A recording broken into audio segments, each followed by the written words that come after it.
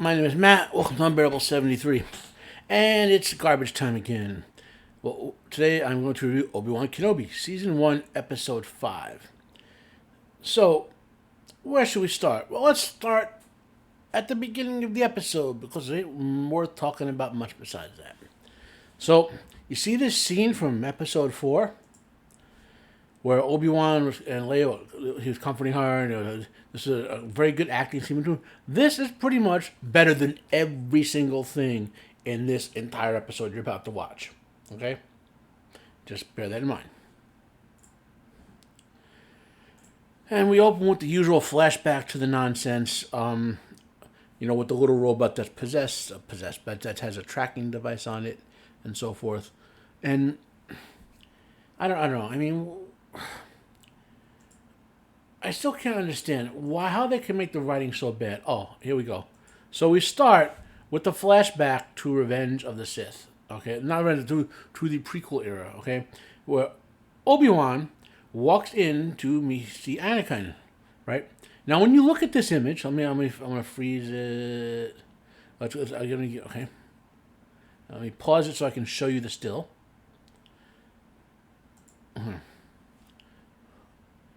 When you look at this, that's de-aged Hayden Christensen playing Anakin Skywalker. So when I first saw this, I'm thinking, okay, this must be taking place right near the end of maybe somewhere in Revenge of the Sith. Near the end, they de-age him a little, and we're going to suspend our disbelief and say, okay, they can't really make him look too much younger, but they want to be a little consistent, right? Okay, so that was my first thought, and then this duel. The flashback duel, which we're not sure if Vader I think both Vader and Obi-Wan are both having this flashback at various points. I think they're trying to say through their Force connection, they're both experiencing it, okay?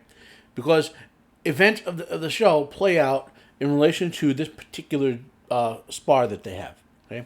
Now, here's the thing. Look at how he looks right there, right? Yet this is supposed to be a flashback to when Anakin was a Padawan, okay? Anakin was a Padawan, didn't look like he was a 35-year-old dude. Okay? Now, I could do the pedantic thing and call it up in early Clone Wars, let's say, and show it what Hayden Christensen looked like. But that will belabor the point. I'm just pointing out here that not so much the aging effect, but the writing point. They wrote a scene where Anakin is supposed to be a Padawan, but looks as older than he was when he was become a Jedi Master in the prequel trilogy. Bear that in mind. I'm complaining about the writing. So, I think it just ate my mouse. There we go. So they're gonna have a spar, and we find out later at the end. I'm gonna spoil it. It doesn't matter. That this is a spar that Obi-Wan's evaluating if Anakin should move beyond being a Padawan and become an actual Jedi Knight. Right? Now, initially, you could see Hayden Christensen, Obi-Wan, Ewan McGregor. They had a decent buddy except for how badly Anakin's character was written in the prequel trilogy. The actors are kind of okay playing off one another, and you can see some of that here. So but that was they will return to that flashback multiple times.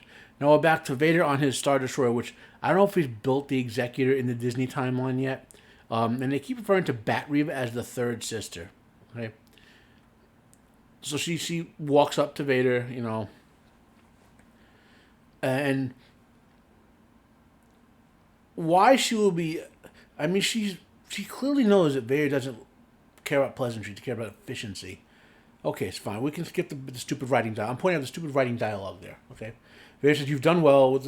Vader rewards effectiveness. That's the initial Vader character from the OT and from the original Disney EU. Now he's going to award her by making her the Grand Inquisitor. Okay, so it's not horror bad except for the writing issues so far that are relatively minor. Now, not too big a deal. My only concern, again, you can see, however, every time they get to the writing, they can write 10 seconds of good stuff and then just go down the drain with the next segment. Now back to Jabim. The ship is landing there. It's important to note they're landing in an overhead bay that drops in, right? And it's going to be important later. How does a Star Destroyer in the atmosphere, how is it unable to notice that? Okay, it's a very large opening, okay? So they come off the ship, and, Leia's back. Oh, yeah, by the way, I don't think they even mentioned the dude who dies. Maybe they radio it back, but we lost a comrade, but we compost the mission. So none of that stuff, And here's a stupidity. So Haja, who was effortlessly mind raped by Bat Reva, who couldn't do it to a 10-year-old girl, okay, is now with them. And this character had served almost no purpose in being here. They could have had a random background character do everything they did and save themselves some pointless writing. So the problem they're going to counter now is and we're about to hit stupidity, is that the robot's going to sabotage the bay. The little robot. It's more. This tracking device has been turned into an Imperial droid bot or whatever. Okay, and the path thing they're doing here, I have a feeling this path is a plant. Okay, that this whole path thing is going to be a prequel era plant by whoever's running it. If it's Favreau and Filoni, I don't know. I have a feeling it is. So back to Vader on Star Destroyer. So why, again, stupid writing? Why would Reva inform him something when he can? Vader's on the command deck. He knows what they're doing. Now here's a bit of a good line that Vader says, "Not them we need to break." So that's a bit of a good. See, there's always these 10, maybe 5 to 10 seconds of good writing interspaced by 5 minutes of bad writing. Okay, so the robot that's been converted to Imperial Side is going to go and sabotage the base now. Okay, so, and this is about to cause stupidity. Now we can see, looking in there, that multiple human beings can fit in that space. We can see that. Okay. Obi Wan sort of being sad again. I just can't stand it. Why would you do this to Obi Wan's character? Pure character assassination. This is people have been saying other reviews. I haven't watched them. I want to do my own review before I watch other people's do it. And I have 4 or 5 I gotta get through now. But he sees all the Jedi lightsabers and stuff laying around. Why would that stuff even be left there? But anyway, other than saying that this is a scaled character assassination comparable to what Luke underwent in The Last Jedi, and in a way it is, but in some ways it's worse because I think it's not even. Yes, the attempt is there to make him look bad. Okay, so the robot sabotages so the bay door closes and can't open again, and if for some reason they'll look up as the bay door closes, but why would that alert them to anything? There should have been better writing would have been them saying something's wrong. The Vader. Then everyone looks up. Okay. So now they know Vader's up there, and then wisely points out Obi-Wan knows Vader's not patient. He'll, back to the duel. Now this is the part that made me laugh. And in this segment of the duel, the second one, Obi-Wan and Anakin start espousing philosophy. Right. This is Padawan Anakin, who's supposed to be like a 20 or something. He blatantly starts spouting Sith mercy doesn't defeat an enemy, master. This blatant Sith philosophy, and then Obi-Wan's just sitting there like nothing.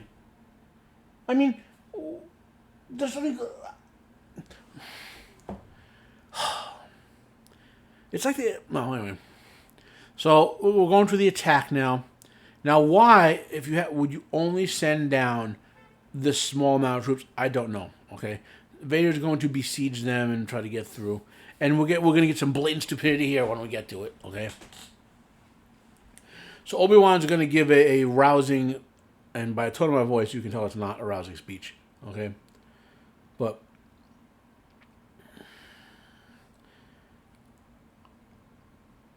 now the person, I guess they're trying to give him a character moment.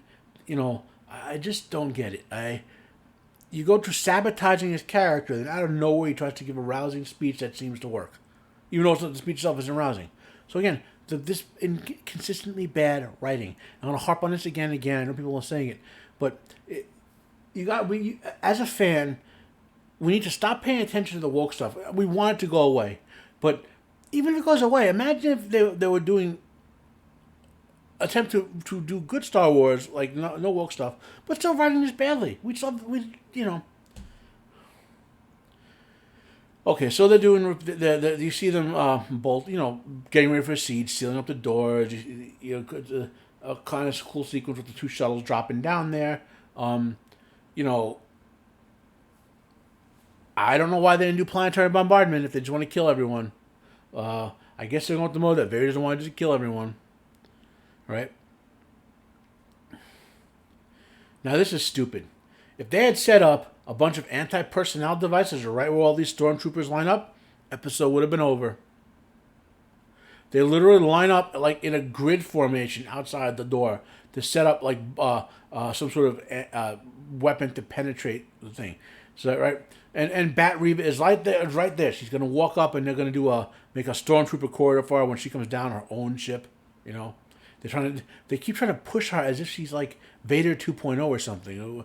Give her a menacing presence. Problem is they undercut her menace every time they get even a hint of decency about it, like the writing style to build our menace. They undercut it. Okay, so you can say this is a cool scene. The stormtroopers are showing her respect. She's power walking down there. She's the Grand Inquisitor. Blah blah blah. But what if she's supposed to be leading? She has to walk up and tell them to fire. Like, why aren't they trying to penetrate that before she even got there? I don't know. But that aside, why are they lined up like a shooting gallery outside the door? Now, they're trying to blast through the door, okay? So, this is at 10:55 in the episode, and the episode kind of flips back and forth, but it's mostly real time, okay? So, inside they're trying to diagnose what's going on with the docking bay door. And Rokan is here. So, there's something's wrong in the vent, and they're like, oh, it's too small for us to go in there. Of course, Leia walks right up and says, just asserts that she's going to do it. What rationally would possess anyone to allow this to happen? Now, we've seen that these vents are big enough for adults to fit in. I could see if Leia was some sort of techno genius. She pulls it out of nowhere. They're basically writing her out like she's Anakin from the first prequel, where she just intuitively understands technology for some reason, even though she couldn't repair a robot. Okay. So now Leia's crawling in there, and Haji's supposed to keep an eye on her, but doesn't bother doing that. Again, if he's not going to bother keeping an eye on her, get rid of him. What was he in episode 4? Like, Leia's sitting there, and you can see space adults could fit in around her.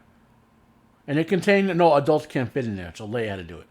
So Obi Wan gets a signal from the Bail communicator, and Bail sends a message, a stupid message, okay, that if Vader's found you, he's one of the children, and if he doesn't hear from you, he'll head to Tatooine to help with Luke, right? To move Luke, basically. Now, why wouldn't he say, I'll head to the other location to help with the other problem? Knowing this communication could be intercepted, okay? You gotta understand that. This is just more bad writing, but this is a setup later for Obi-Wan to clumsily, despite having the Force, to clumsily forget this thing on the ground. So now we have Tala, and they're having some character moments here. Here's the thing. This episode, a lot of people said this was better than the last one because there's only little stupidities building up to this. And we're about 12 and a half minutes in of 40, right? But the last 10 are like the credits. So the stupidity explodes about I want to say about halfway through, okay? Now we're getting an anecdote about how Tala, I want to point this out, okay? She was an Imperial captain or whatever. She attained rank. She didn't walk in there and become a captain. She went up through the ranks, doing all the horrible things the Empire does for the past 10 years, right? But then finally, when they go to a to a place where they're told to arrest a bunch of families, of course they're tax evaders, and they kill them because they're Force sensitives, right? That's what put her over the edge. Not all the evil before that, no. Just killing those Force sensitive people. It was okay when I killed those other people. It didn't have any effect on my conscience, Again, awesome writing there, right? I really need like bourbon, not Pepsi. Obi-Wan has this troubled look on his face. Like, why am I in this episode? I could, Again, not the actress's fault. She's giving a horrible structure. So the blasters are holding up to whatever they're doing. Yet they say, I don't know how long it's going to hold. So now Obi-Wan wants to talk to Bat Reva. Now, so they're going to walk by the doors and talk through the doors, and I suppose use the Force to listen, okay? So, if you look at the distance where Bat Reva is to where she walks towards the doors, it looks like maybe, 10 meters, okay? Not out of hearing distance for the stormtroopers.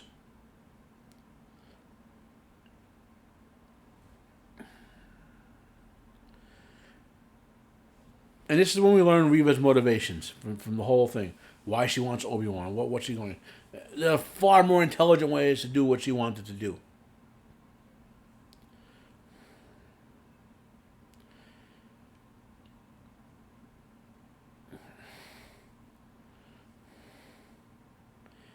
So clearly they're implying that Obi-Wan is doing something with the Force, right? Maybe communications. I don't know. But they have some dialogue back here. I think Obi-Wan's trying to read her. Okay? That's basically what they're indicating here. So he's like, you mean Anakin? He goes, you knew who Vader was. Back on Daiyu, how did you know that? Now, finally a good point. A question, how did Reva know who Vader was? Okay? And he says Vader would have kept that hidden. Well, he couldn't have known him. So it's going through his mind. So, we now see Obi-Wan learned that Reva was a youngling. So, now, this is a little bit of good writing here in the sense that if you were in a situation Reva was a real person, you survive what Anakin did, murdering all the younglings, and so forth, you could see she'd be angry in a way like that. But so that bit does play into the character construction. Like, there was some, and brutal. I mean, Anakin, your hero, all the little kids loved him, used to train with them and stuff, and he just murders the crap out of them. That was a brutally effective point to show he was pretty much gone in Revenge of the Sith. Okay?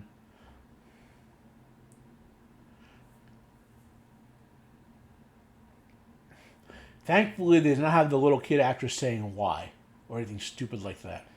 Okay, they made a silent moment. Okay. So they do a show not tell with flashbacks telling parts of the story here. Reva's gonna flash back to this again when Vader ganks her at the end. Okay.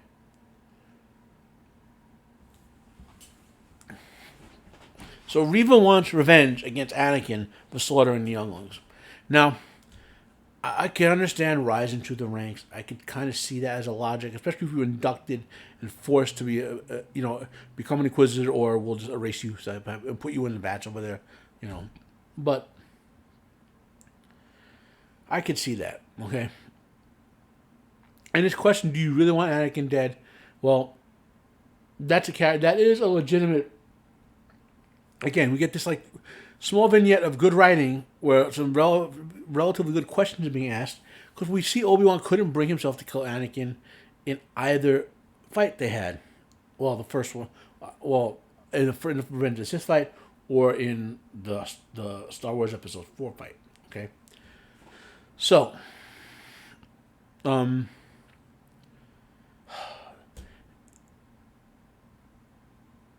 again, more banter back and forth about, not banter. And then, here's the stupidity. So they couldn't blast through the doors, they're fine. Reva cuts through the door like it's made of butter with her lightsaber. Just effortlessly. Okay, and Obi-Wan, now notice here, Obi-Wan pushed her back with the Force, something like 50 meters. No, 25 meters. And she has no ability to resist that, okay? That should tell you how the rest of this episode should go. Okay, so then the stormtroopers advance in March without going for cover, and, they're getting cut down. Particularly, Obi-Wan is basically murdering them by knocking their blaster bolts back and just one-shotting them. If they had stayed to hold that door in this scene right there, okay, matter of fact, I'm going to pause it. Let me rewind a bit here. So I will show you a scene right about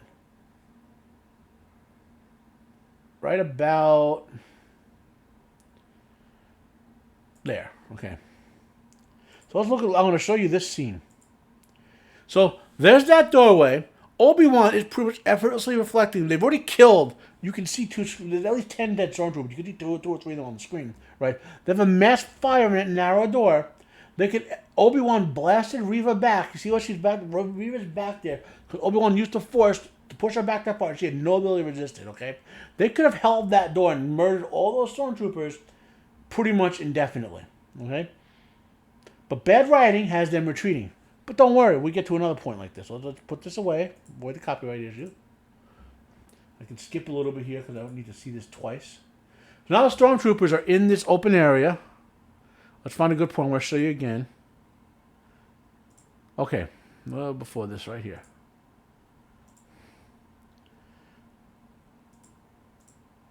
Okay, there we go. It's a little blurry, but let's look at it here. So now this is the scene in there.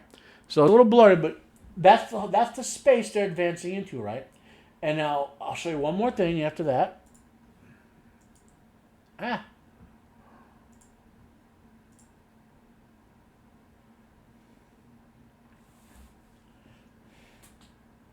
No, Obi-Wan is just effortlessly killing them by reflecting their blaster bolts back at them. Okay?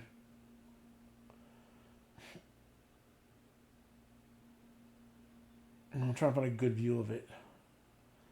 Anyone who gets near Obi-Wan is dead. And why the soldier would advance on a Jedi when they know that you stay at range and kill them from Order 66. So now Reva's pushing forward. She knows she can't deal with Obi-Wan, right? Let's see if I can find... Okay. Sorry if... there we go. Okay. So... I showed you the big room. Now behind them, you can see that little cave back here. Okay, here. That's maybe a 4-meter wide doorway. With an angle to it, which means they could have Obi-Wan holding, so anyone who gets near there, he can kill them with the lightsaber and keep them back with the Force, while they engaged in fire just to keep killing those stormtroopers. But do they hold that point? Nah.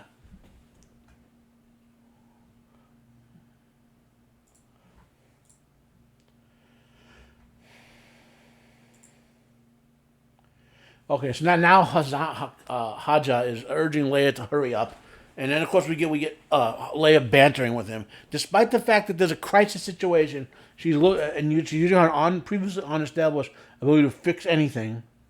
She couldn't fix a robot. Obi-Wan had to do that. Remember that. She couldn't fix the robot on her own. Obi-Wan had to do that in like episode 2 or 3. Okay. And now there's a bottleneck. They can easily, if they were careful and with their fire, sustained fire, hold the stormtroopers back. So now, and we have the main damage, of course. Not while when Obi-Wan steps, they're reflecting all the blaster bolts back at them. No, he runs in, and then So now Tala and the robot, the loader, are fighting to hold them back. Robots effortlessly smashing them, and they're gonna cut the robot down. Blah blah blah. Tala gets blasted. Obi-Wan pushed Reva back like 25 meters. Why can't he grab Tala and pull her to him? Let's right about there we go. So Tala falls to the ground. There's a little doorway back there. I don't know if you can see it, but it's back there, over there. Okay, and Obi-Wan, instead of going and using the Force to pull her to him, he runs out to her, and she's going to do a heroic sacrifice. So let's play a little bit of footage here and see.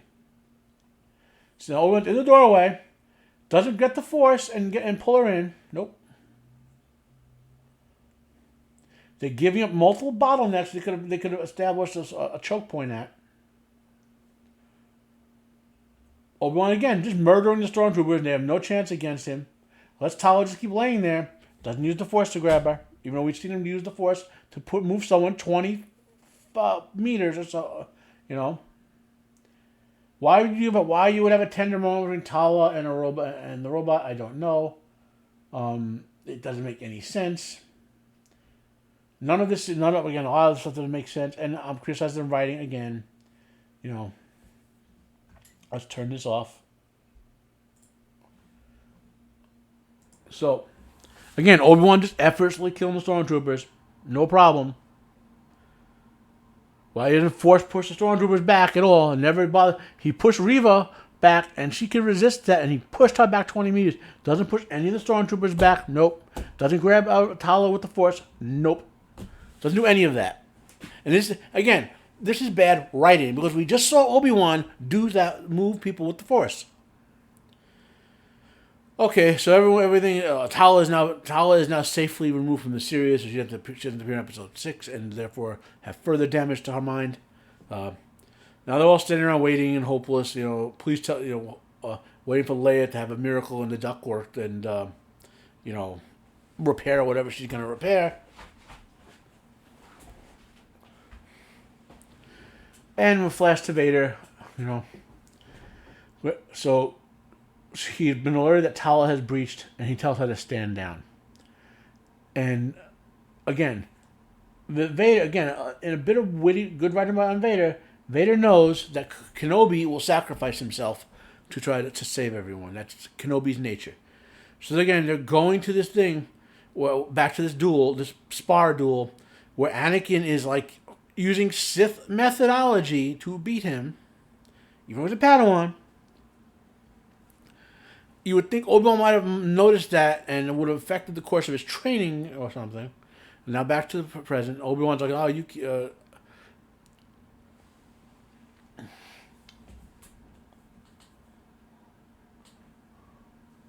And this is some pointless dialogue. Obi-Wan, I have to stop Vader, delay them. Now, again, this is a bit of a... Unfortunately, the way they execute it, Obi-Wan does not have a great plan here. But they say at the end that Vader recognizes that Obi-Wan manipulated Bat Reva and circumstances to accomplish his goal. Okay? They say that at the end. Okay? Now, for some stupid reason, he gives the communicator to Haja. Instead of destroying it, he gives it to him. Okay? I mean, if I wanted to keep the identity of Luke away from Vader, I'd destroy that thing. I would not trust anyone in there to keep that thing away from him. So Obi-Wan surrenders,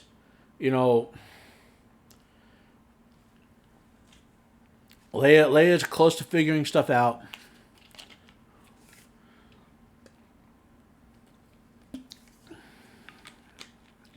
Now there's a little nice touch of the stormtroopers are getting their dead, recovering their dead. And you can see the stormtroopers are tense, because Obi-Wan, they know he could, slaughter them,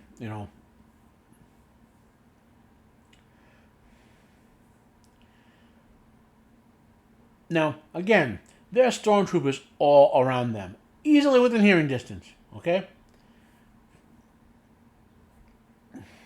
So now, in front of everyone, where everyone can hear them, Obi-Wan and Reva are going to have a plot to get Vader down there so that Reva can take him out. Now, Vader says later, he was wise to manipulate you, because that's what it's just not written very well. If Obi-Wan were manipulating her, the dialogue would have been different. Okay. Secondly, sheer point of fact that if Obi-Wan had stayed to fight Vader with Reva there's a good chance. Well, no, I can't say this Obi-Wan is pointless and stupid. Okay.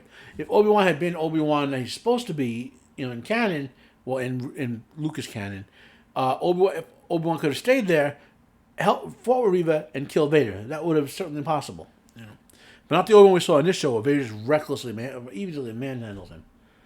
How no one hears them saying that,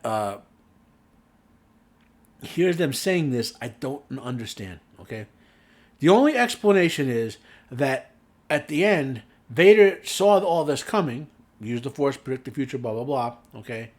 And told the troopers, I know she's going to betray me. Do not say a thing. Let them plot there, So that means these two stormtroopers willingly basically went to their deaths when Reva told them to take Obi-Wan back into the base.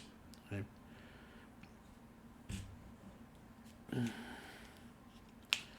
So now we're back to the duel. Obi-Wan is struggling with Anakin's greater power, blah, blah, blah. Even with the Padawan, at this point, Obi-Wan should be manhandling him just on pure skill alone. He's not good enough yet.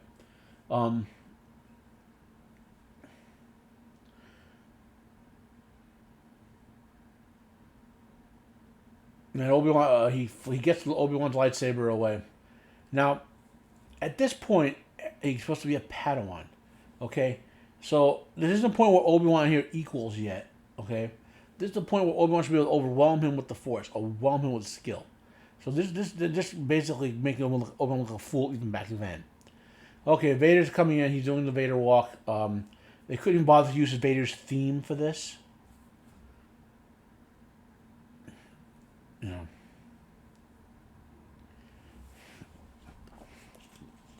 So Vader goes into the tunnels to get Obi-Wan himself.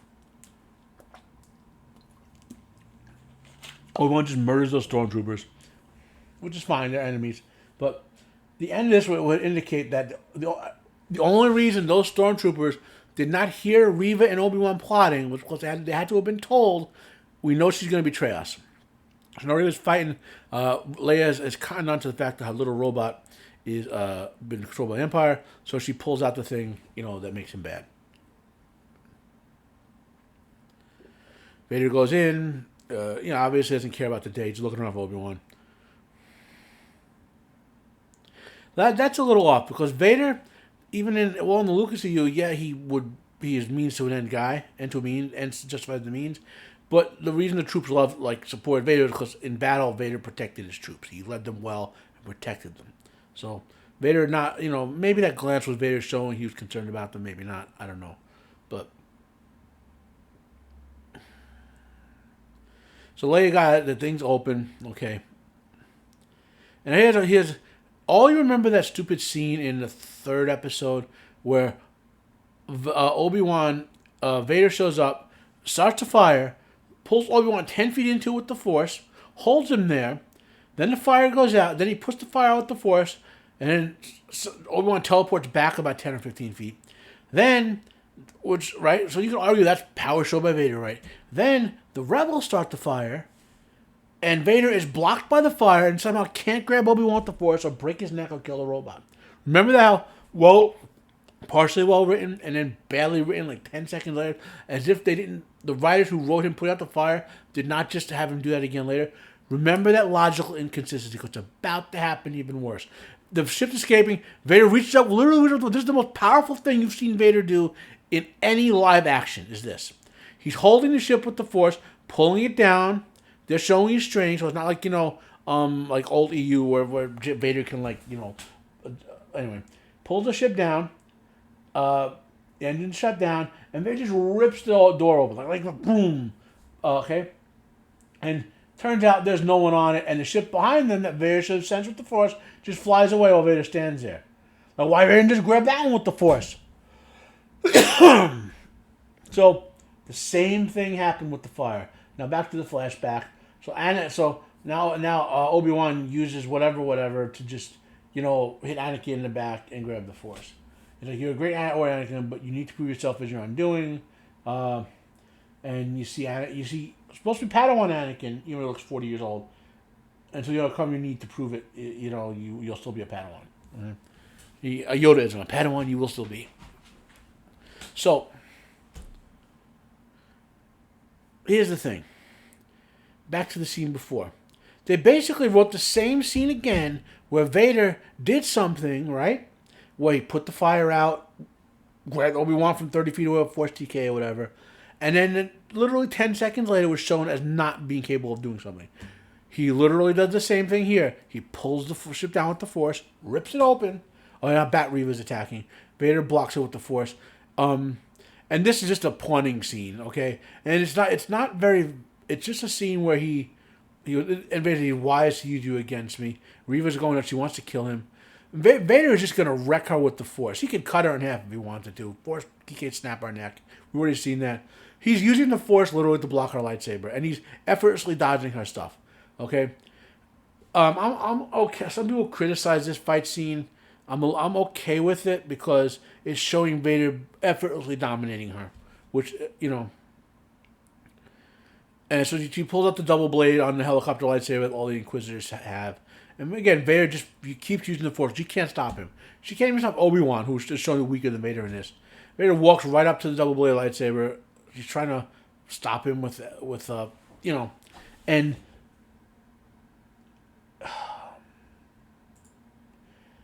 Okay, so I will calm down. I'm not doing a play-by-play here. So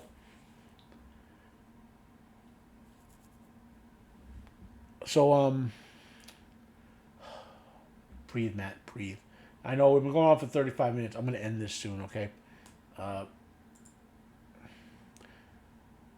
so basically, Vader goes up, grabs the double lightsaber from her, and in a pure act of contempt, pulls it to the two lightsabers that it is, and basically like gives one to her.